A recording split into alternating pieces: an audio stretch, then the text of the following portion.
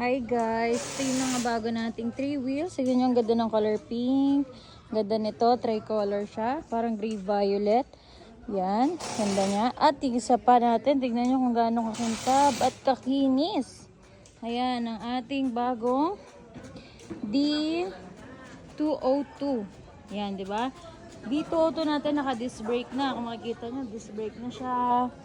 At syempre, may crown light pa siya nakasama. Yan, lahat ng units natin ng D202 is meron na siyang crown light. At maliban pa dito, naka-automatic wiper with side mirror na din, left and right.